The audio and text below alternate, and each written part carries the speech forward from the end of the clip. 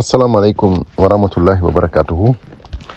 Musibian komin iloba ilo ela diaspora africaine hande ko mardi 11 mars 2025. Haray mi salmini on fo mi lande ke sidon e jam mimilo e jam jammo Guinée jon wondi on. Haray info meden mi do torano e jam e kisie e newende. Yo Allah wadangen dum toriki Allah fattike jomiraado on. Haray yande idon suti ko fone fejjude ko men ko actualité oblige.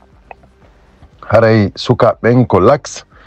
Haray encore une fois be weltanama hanki tellement que no sofuno ton hede koloma on hari vraiment no sofi par donc haray jama on ko axe vraiment suka ben be andini Mamadi Doumbouya e himbe wonambe Mamadi Doumbouya ben fo wondema leydi laginende nakam be jendi.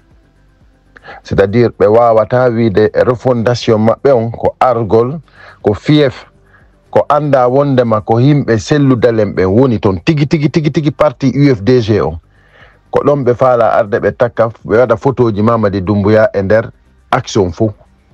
C'est-à-dire be yaltina be ara be wada caravane be yaltina on image on e aduna Allah fo be inna Mamadi Doumbouya ari ko galle selludalen ko himbe makko jogi sari himbe be holori ben be ari don dem be wadi photoji Mamadi Doumbouya fop be yaltini jama on fo nano e nyamo c'est-à-dire yeso e baawo hara Mamadi Doumbouya no hakkunde ko dum be faala wadude ko axe awanon dum do non ko dum do non sukabe ben ko axe sali complètement be inni wondema si photo wal wonay ko axe don ko photo sellu dalen jallo sina dum hay gotal wadataake don donc awa hara dum do holli wondema hiden heddori himbe marbe ndimu awa dum na ko sodete hande on yi hande jama on fou ko wone wadde kon c'est-à-dire ko yeeyugol hoore mum jama on fou woni hebino cioggu ko buri kon hebino cioggu hande yo taw hara ko axe do den heddori sifa be sukabe do dum do ko fierté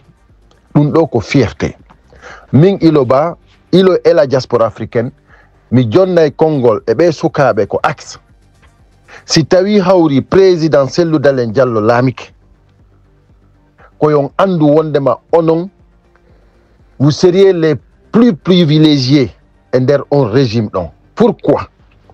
Parce que on wadi ko histoire on wawata montude der lagine on holli lagine fo wondema onon kon citoyen guinéen d'abord avant tout kon citoyen guinéen onon idon andi ko jeya don c'est-à-dire ko won don wadde do kon ko c'est-à-dire ko dum do den woni ko duwa wadede e der leydi ndi fop awa hande non lagine fo mi wieta to on 4 régions naturelles lagine fo ko onon be wonbe ko laxe ko onon holli wondema ko Guinée ko onon holli wondema lagine don ko don jeya don goto wawata on hollude jaggu ko modon awa dum do ko fierté dum do non goddo wawata sodoyde dum do ko marché dum a hebidete mum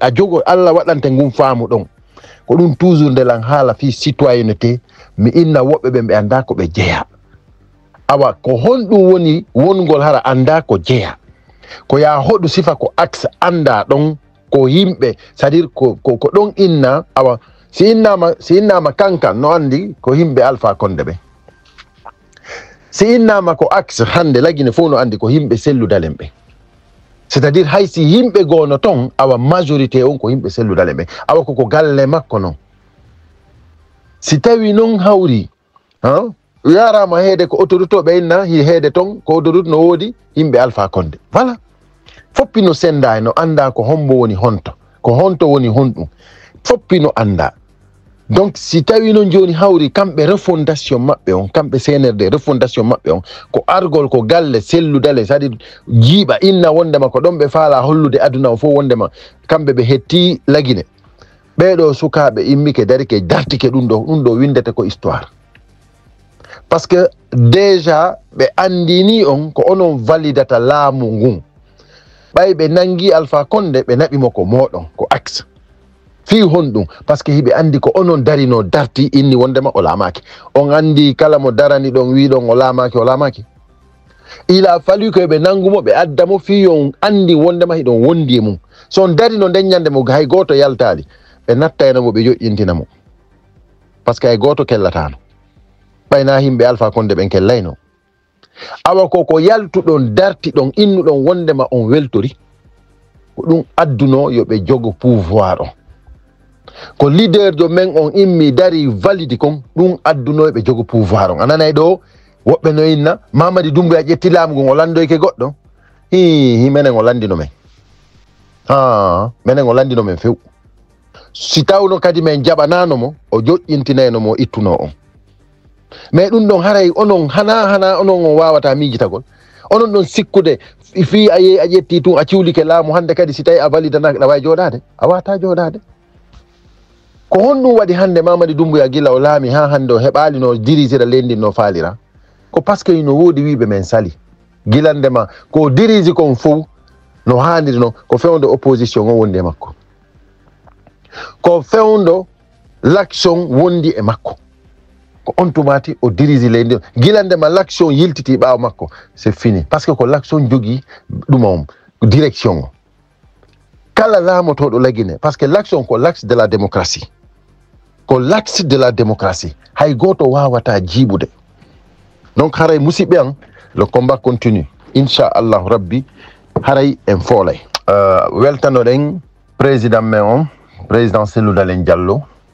hanki ko ɓe wawi remplacirde Abdoulaye Ba Kindia l'ancien maire de Kindia ko ɓe remplacirimo Cellou Baldé voilà haray weltanoɗen ɓe kadi ko ɓe remplaciri Kalemodou Yansane Malaɗo voilà haray ɗum ɗo holli wondema c'est à dire kala faalaɗo yawde himo wawi yawde remplaçant heɓoto ɗo haray min miɗo weltano ɗo Cellou Baldé e Malaɗo mi nanali taw dey ko ɓe wooli min mi e yalta par ce que min mi innuno si tawi hawri ɓe wooli ko tawatani vraiment hina ko yaadi e ko habbano haray mi innuno vraiment addanelam par ce que moi j'ai pas vu min noon min miɗo weltaniɓe si tawi ɓe yeehi tawi hawri vraiment ko naɓiɓe kon ko fi haaju maɓɓe mais hina dénigrugol vraiment leader jo ma parti on ɗum noon ala probléme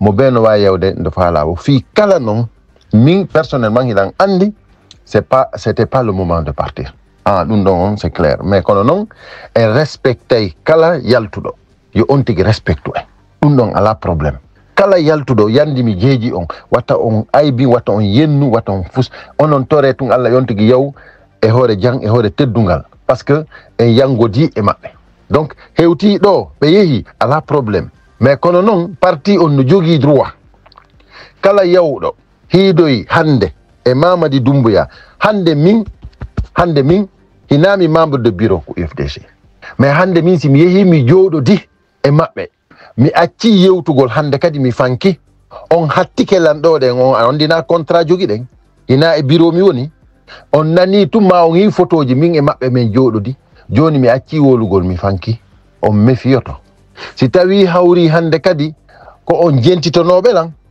hande kadi haray on ɗuytitoto par ce que on sokkitoto wondema hande kadi ɓay mi yewtidi e maɓɓe mi wolali e fuy hande kadi on wattanayi hilaya awa hande mi haalanayi on hunde wotere maron moƴƴa mandito ɗum ɗon noon jama on buyno andi ɗum kono yimɓe ɓen ganda si ɓe yejjitay e si ɓe analysata ɓe miijito hande son yii iɗon jentitolan ɗo hiɗon yewta hiɗon sendita message ji an ɗin ko par ce que ko goonga jogi ɗon ko on goonga ɗon mi relatata mi yewta jama on ko ɗum woni ɗon ƴettude senditon hina démagogie ko par ce que ko haqiqa ko par ce que ko kanŋe ko jaman hay ko jaman hina hay kanŋe ko jaman jogi ɗon ko ɗum waɗi si tawi hawri on ƴetta yewtere nden sakiton ɗuman wimi si tawno ko fenade mi jokkuno hande hara ko senerde mi wonno communicande on wawata ƴettude ɗi yewtereji ɗo sakitiron noon par ce que haray ɗo andi onon tigui ko fenade mi jokki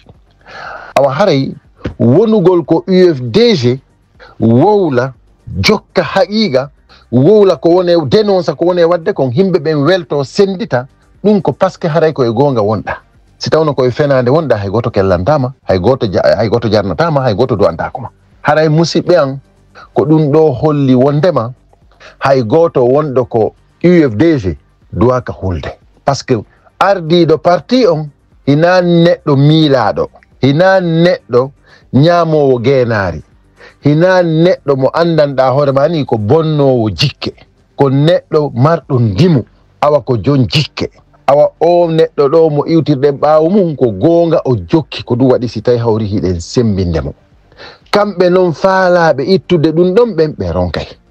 On yii ɓe yetama wondema si fotowal takkete e nder action e hoore noon ko ɓe inni ko haray ko fotowal selludale, et puis ko ɗum woni ko haani kon.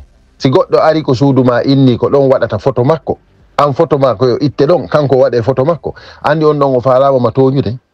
Hande onon wonɓe wadde refondation, miɗo sikki ɗo wawno wadde refondation mon on hara on jettali photoji Mamadi Doumbouya takkon e nder action ka. Hande ko honɗum woni yawgol wartidira piira fi takkugol photoji, c'est-à-dire wiiɗo wondema no faala laamagol lagine. Joni ko yaw ko fief UFDG o takka toon photoji makko ɗi. Kala imminɗo ɓen ɗon ɗen yeeto ko ɓen ɗon ɗen woni memminde guere e nder leydi ndin.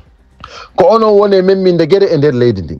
Kala ko waɗi ɗon, kala mayɗo ɗon fi photowal Doumbouya ko onon CNRD on e gouvernement CNRD on waɗi. Par ce que ɗum ɗo fof iɗon wawi arrêtude.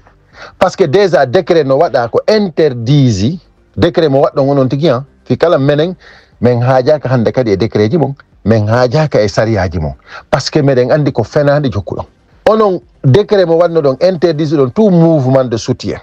Hande ko ɗin mouvement de soutien ji woni e warde a yimɓe, sabu ɗin mouvement de soutien ji no warde yimɓe e nder leydi ndin. Onon innon men sariya no woodi e nder leydi ndin, meɗen andi sariya ala. Koko Aliou Ba nanga soka duuɓi ɗiɗi fihi mo yewti yewtere politique wonde important e nder leydi ndin, yewtere Mokoba, ko ɓen on sariya ɗon convoqué, wohi ɓe convoqué monsieur Chérif Ba, vice-président UFDG wontiran ɓen Amérique. On andi laamu ngun no convoquenoɓe ko justice heɓini mi anda 1 mois mi anda 2 mois. Awa ɓe ñaawiɓe hanki woɓe condamniɓe duuɓi 10. Menen ko Aliou Ba condamna duuɓi 2 e ndin leydi ɗon. Mamma Diam Waali talli hay goto, c'est-à-dire fof woni d'accord, laamu maɓɓe ngu fof woni d'accord e ɗum ɗon. Hay goto a yiyatano critique, hay goto a yiyatano wowla. Ɓe fof maɓɓe ɓe andi kala ko indika toon ɗen yo sariya on waɗu ko ɗum waɗete. Donc awa ko on ɗon soka duuɓi 2 ko goɗɗo innete no soka duuɓi 20 e ma duuɓi 50, ɗum menen ɗum ça nous dérange pas, on faami. Donc hare meɗen andi sariya ala. Woɓe waɗanimo mandat d'arrêt, awa ko ɗum ɗon noon min ɓuri mi kirɗude. Mandat d'arrêt ɗum ko wonɗo légitime wawi wadde ɗum, wonɗo légitime. Onon on wona légitime, vous n'êtes pas reconnu, c'est-à-dire l'opposition ne vous reconnaît plus. Donc ɓayno na élection yawɗon votuɗon, yimɓe ɓen votani on, c'est-à-dire ko opposition on inni reconnaissant on ɗon. Hay si hande on ƴetti pinka on yehi on jonni yimɓe mbuude, on watti yimɓe dolekaji Mamadi Doumbouya, on waɗi image ji, yimɓe ɓen no andi ko jaggu. Sari on tampina e hoore mon woni. Hande sur le plan international ko waɗanton mandat d'arrêt na ko fiyoɓe nangumo États-Unis ɓe artinamo Guinée, ɗum on yiyata ɗum. Ko seede on wona légitime. On condamni goɗɗo duuɓi 10 mo wiɗon no wujji mi anda 10 millions de dollars mi anda, c'est-à-dire joni noon hay goto noon joni nangatamo addamo, kanko ko wonno ɗon adon arde ko pouvoir, kanko e mo États-Unis. Awa ko ɗon woni on wawatamo ittude, hay goto ittatamo ya jonna mo bandi. Onon non sikkude hande ko kon ɗum considéra ɗon ko vous êtes des voyous, vous êtes des criminels, kon kidnappeur ɓe, kon nangoɓe himɓe sokira ni. Hande fop aduna on fof no wiide o yon accitu Billo Ba e oya, aduna on fof no wiide o yon accitu Aliou Ba, aduna on fof no wiide on accite Habib Marwan e Ceerno Mamadou Ba en, ɓe fof maɓɓe aduna on fof no wiide on accituɓe. Onon noon innon hiɗon waɗi mandat d'arrêt fiyo Chérif Ba nangue arte, mais c'est-à-dire onon, c'est-à-dire ko mi anda ko honɗum, tawi on ko ɓaytun on hersata. Par ce que si tawi ɗon hersayno on daratono ko innon ɗon waɗani goɗɗo mandat d'arrêt. Ko onon fof doit arrêtede naɓe. Onon hande cour pénal international on ko toon suti ɗon, ko onon noon heɓata mandat d'arrêt. Ay onon groupe mon on fop kon waɗanteɓe mandat d'arrêt e nder aduna on ala ko yaltiroy toon, par ce que onon ko on wona légitime, ko ɗum waɗi goɗɗon wawata waɗande goɗɗo mandat d'arrêt. Mais onon noon nde ɗon waɗane mandat d'arrêt haray légitimité no woodi, haray on tumati légitimité no woodi. Ko on tumati noon ɓe nangata on fop moɗon ɓe naɓa on ɓe meƴƴa on fop moɗon, parce que ce que vous êtes en train de faire c'est pas pardonnable. ɗum ɗon ko min haalani on ɗum on yeyna e hoore mon kadi inchallahu rabbi. Voilà, haray vraiment weltanoɗen moƴƴa oya nomination l'ancien maire de Kindia Abdoulaye Ba. Vraiment hiɗen andi ko gaynowo, wallahi haray on lui souhaite bon sens. Hiɗen andi Abdoulaye Ba Kindia ɗum ɗon ɗen vraiment ko neɗɗo kelɗuɗo mo andanɗa hoorema ni hande hanki mi wattani hila mi taw c'est à l'unanimité, c'est-à-dire fop no weltori. ɗum ɗo tun c'est une fierté. Yo taw hara sifa ɓe himɓe ɗo no heddi, alhamdulillahi rabbil alamin. Ala ko himɓe arali ko privé an, Abdoulaye Ba no fanki, Abdoulaye Ba no deƴƴi, tawsi oɗo kadi yahali, tawsi ni e ni minni ɓe restez tranquille. Ndimu na ko sodete, a heɓitete mo. Abdoulaye Ba ko dimo. Awa jama koko wi en hanki kon wata goto ɗenƴo, wata goto iwtir ɓawo sellu dale jallo o ɗenƴo. Ɓe ko arme mo ɓe jogii ɗo ɗum duwaka en ɗenƴinde, duwaka en bonnude hakkil, duwaka en jiiɓude ha yeyiten ndimu men ngun. Hiɗen duwa hollude ko en citoyen comme le fait les jeunes de l'Axe. Sino ɗaɓɓede les citoyens de la République de Guinée ko jeune de l'Axe on daw, ɗum ɗon no wona à niveau international. Kala wiitiɗo ko guinéen, wallahi billahi ko ha iwtira ɓawo jeune de l'Axe, a wonata guinéen ha ɓural jeune de l'Axe. ɗum ɗon ɓe holli ɗum ɗon e ngal ɓe signi ɗum ɗon, c'est-à-dire communauté internationale on signanayi ɓe ndin kaydiri ɗon, par ce que si tawi no ɗaɓɓitede les vrais guinéens citoyens guinéens c'est les jeunes de l'Axe d'abord. Ndaare char de combat ji, ndaare pick-up je, ndaare force de l'ordre ko woni e arde, force de désordre ko woni e arde hara no jogui pinka, ndaare ko ɓe darti e hoore goto jonnaɓe hay mbuuɗu, e hoore goto yaltali inni yoɓe yaltuɓe defando ko dimu maɓɓe ngun, citoyenneté maɓɓe on ɗum woni ɓe yaltinde. Hay goto wonata guinéen ɓuuri ɓeɗo. ɗum ɗon o yontigi wuttu jungo ko a wiyata ko a guinéen, mais les vrais guinéens, vrais citoyens guinéens, c'est les jeunes de l'Axe. ɗum ɗon winde walli non, parce que kamɓe ɓe andini aduna Allah fof, c'est-à-dire kamɓe koko maɓɓe ɓe woni. A addali char de combat ji han waɗuɗa ɗon ɗen ko gasata kon gasata. Wallahi billahi tallahi vous êtes des braves, wallahi aduna Allah fof teddinayi on. Lagine itti e sikke, lagine kan o gandiniɓe onon ko onon woni guinéɓe ɓen, aduna Allah fof non respectay on. ɗum ko min haalani on ɗum. Voilà, l'histoire retiendra tarika on mandinayi inchallah rabbi. Haray noon musidɓe an ɓe sukaɓe ɗo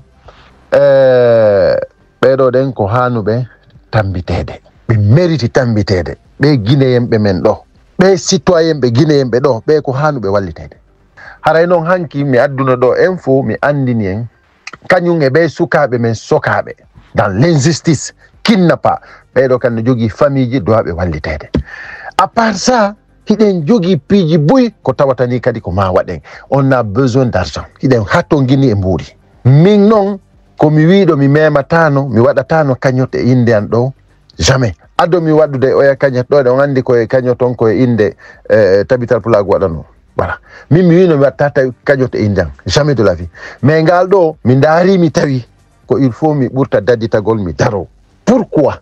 Parce que situation on no landi, parce que ɓeɗo bandiɓe hiɓe faala ngannande en, holla en wondema enen hina en guinéen, enen kadi noon ma ɗum holla en wondema hina en banu adama. Argol waɗa en ko faala, herƴa en soka en waɗa en ko faala. ɓeɗo ɗen noon no jogui ɓeɓe ɓe woni nangude fof no jogui famille ji, ɓe wonɓe dartade ɗon ɗen fof fi ndimu lagine ngun, ɓen ɗon kadi fof ko himɓe joguiɓe famille ji, ko himɓe duwaɓe ha ton gimɓe wallitede. Awa haray mi lança appel on kadi wawon en wallitade fiyo jaman fof andu. Hara noon goto hiyali hoore mum nder ton sina hiwgol no darora fino ɗum ɗo ñiɓira, fino ɗum ɗo wonira. Si tawi noon hawri o kañotɗo lansama, miɗo toro en fof meɗen wata goto yaw ko jogi mo beeyo eto waɗiren fii no heɓiren ko en meeɗa heɓude. Ko honɗum woni ɗum, ko waɗugol ɗo kañot mo andanɗa hoorema ni en heɓay milliard ji, min naali on million de milliard ji wimi, par ce que hiɗen hatto guini e mbuuɗi. Hinayi en waɗirɗo kañot Samakala, hande hiɗen jogi himɓe wonɓe ko yaasi ɓen tun wawata ko kontade. iɗen jogi jama wonɓe ko nder leydi ɓen itte sikke awa haray si tawi hande en darike fiino heɓiren no wallidiriren fi vraiment yo ndimanka ko guinéen jo ñiiɓu fi yo jimanka ko guinéen jo teddine fi andingol jama on enen kadi lagine en wawata ronkude ñiiɓingol sariya ko meɗen gonga ko meɗen haqiqa ko meɗen ittugol o dictature hoore meɗen si tawi en wawali wadde fino ɗum ɗon ñiiɓir haɗa c'est pas bon il faut que wallidiren o kañotto ɗo ko kañotto wallidiral kañotto jokkere en ɗan kañotto fi watta ɗi bandiji ɗo waɗi en ko hande on yiɓe ƴettude mbuɗi lagine ɗin ɓe ya ɓe yeena yimɓe ɓen fiyo yimɓe ɓen waɗanɓe ko ɓe faala ko enen noon en waɗa kañotta fi tambitagol kala citoyen jo guinéen jo kala citoyen jo guinéen jo haray noon ɗo hiɗen noddita ɗo ɓe immiɓe yehi inni kañum ko mouvement serag haray hiɗen toroɓe han fewdo ɗo ni lawaki accire ni jokkugol Usu Batula fi jiibugol UFDG haray on torama yon accu parce que hande en waɗali tawa ko tawata ni koko lutte fillede acce parce que si on fonsiɗo ko ton suti son fonsiɗo ande do partout do no wodi citoyen ɓe guinéen ɓe wonɓe digne ɓe andanɗa hoore mani ɓe accata ɗum ɗon no wodi on yi seede on yi ko Usu Batula tigi yehi dari yoɓi yimɓe ala ko etaki ko axe fiyo photoji Mamadi Doumbouya woni on yi Mamadi Doumbouya photo makko innama wonata ton on yi ka na aduna Allah fo yi on yi hayɓe felli yimɓe ɓen no dartade ka awa fi wata jama on felle les vrais citoyens de la République de Guinée ara ko onon wonata sabu mum imme acciron ni Usu Batula ko inni on ko Mamadi Doumbouya o bambay mo onon wondunoɓe makko ɓen ko nden ñande duwano ɗon yiltade vidéo on no ɗo ɗum ɗon iwata hande kadi hay so yiltitike ɗum iwata haray ɓay haray hina fi enon ko wonno ɗon combatande hina fi yo Mamadi Doumbouya wonu président de la République min mi tañƴinino hina ɗum wonno combat mon o awa hande si tawi combat mon on onon ko fi no président Cellou Dalein Diallo perdira Mamadi Doumbouya gagnio haray on perdi lawol mongol haray hande kadi on tiwi c'est à dire wiyede ko on guinéen hay hande kadi parce que haray hande kadi on ala ndimu on ala e fuy haray on heddora hay fuy haray noon iɗon andi kon combatuɓe Alpha Condé laamu Alpha Condé on wawata daragol hande sute noon Mamadi Doumbouya Usu Batula mo jokkuɗon on ko Mamadi Doumbouya o wondi ko on o faala bambude o combatata Alpha Condé o sutana Mamadi Doumbouya iwtiron ɓawa makko haray hande kadi on perdi combat mon o awa haray ko ardingol hakkille mi toriki on mi jeeji on onon nanoɓe jaɓa ɓen yilte par ce que son fonsiɗo on hewti ko ligne rouge goy mi haalani on ɗum dey on hewti ko ligne rouge par ce que hande kadi ɗo kala ko koɓɓaɗo e nder aduna on wallahi aduna on fo sifoto ko wadda ko ɗum ɗon noon c'est moi qui vous le dis mi manasa on mi yenna on mi wowlan on wondema ko dignité jama on woni permettata accugol ndimu jama on yi ɓe fayɓe wona ɓe fellede ko axe ɗo ka awa ko ndimu ɗum ɗo yeyetake ɗum a heɓidete mum si tawi onon on alda e muɗum jooɗe awa no wodi wonduɓe mum. Encore une fois, bravo aux jeunes de l'Axe, bravo aux jeunes de l'Axe. Sincèrement, chaque jour que Dieu fait, depuis qu'ils ont commencé l'affichage des photos de Mamadi Doumbouya sur l'Axe, sincèrement, vous démontrez au monde entier que vous êtes les vrais citoyens guinéens. Vous êtes des vrais citoyens. Parce que c'est ça, on ne peut pas venir dans le camp adverse, c'est-à-dire dire que dans le fief du leader principal de la République de Guinée, Cellou Dalein Diallo, venir dans son fief et afficher des photos de Mamadi Doumbouya, soi-disant, c'est lui, c'est-à-dire c'est tout le monde est avec lui. C'est-à-dire ils veulent organiser une caravane dans le fief de l'UFDG. Et cela, aujourd'hui, a été refusé par des jeunes dignes, par des citoyens guinéens qui ont démontré au monde entier qu'en Guinée, il y a des citoyens dignes. Et ça, regardez comment ils sont venus dans des pick-up pour interdire, c'est-à-dire pour sasser ces jeunes-là. Et en fin de compte, ce sont ces jeunes-là qui les ont sassés. Cela prouve vraiment la détermination de ces jeunes-là. Et personne ne les a mandatés pour les dire allez-y faire cela. C'est pour cela que je dis que c'est leur citoyenneté, leur dignité qui les a interpellés. Parce qu'ils ont dit que s'il y a une photo qui va rester sur l'axe, c'est la photo de Cellou Dalein Diallo. Sinon, aucune photo ne restera là-bas.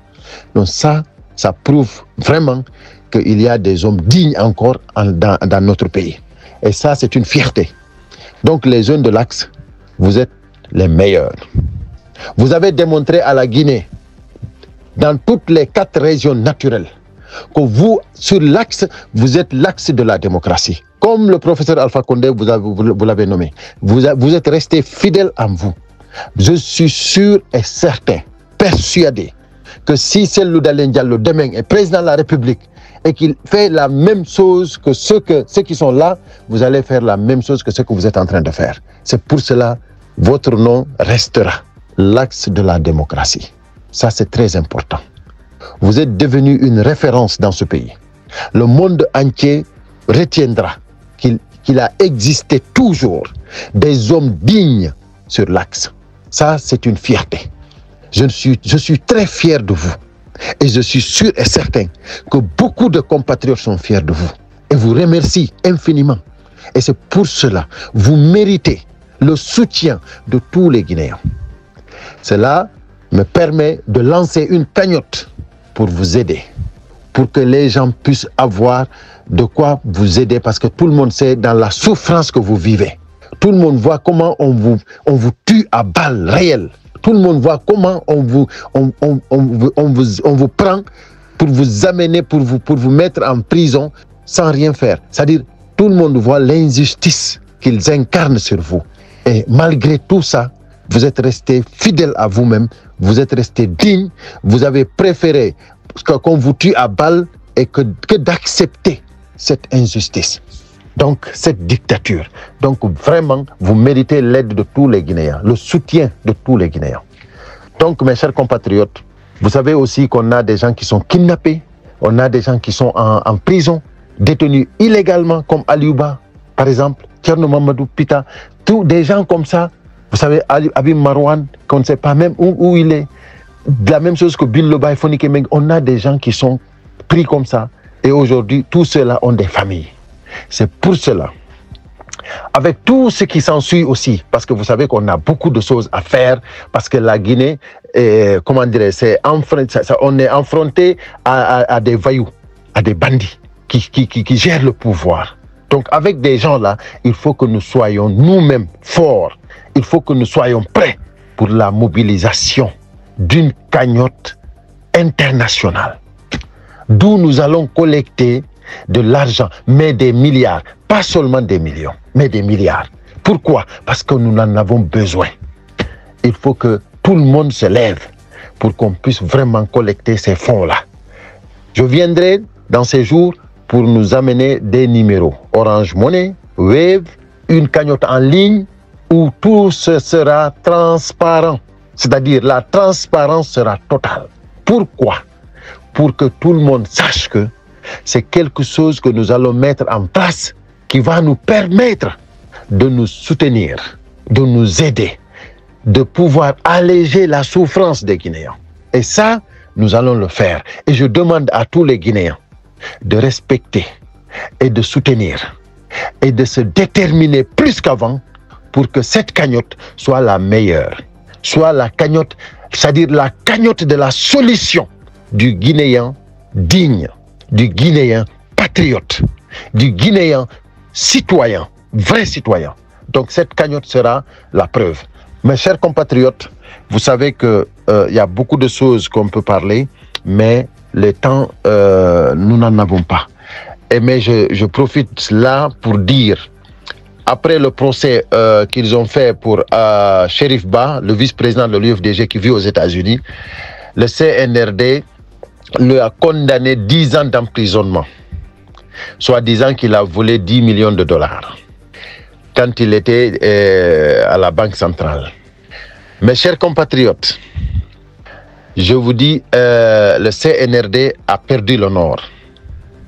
Actuellement, avec tout, c'est-à-dire avec tout ce qu'ils ont fait, ils sont capables de lancer même un mandat d'arrêt pour ce monsieur-là. Ça veut dire qu'ils ont perdu le nord. Vous n'êtes pas légitime. Vous êtes considérés aujourd'hui comme des kidnappeurs, des voyous, des criminels, et même on vous nomme de boucher, le président, le soi-disant président de la transition que vous avez là-bas, Mamadi Doumbouya. Il est nommé le boucher de Conakry. Comment vous pouvez lancer un mandat d'arrêt pour un citoyen guinéen qui vit aux États-Unis, ou bien pour un Américain même?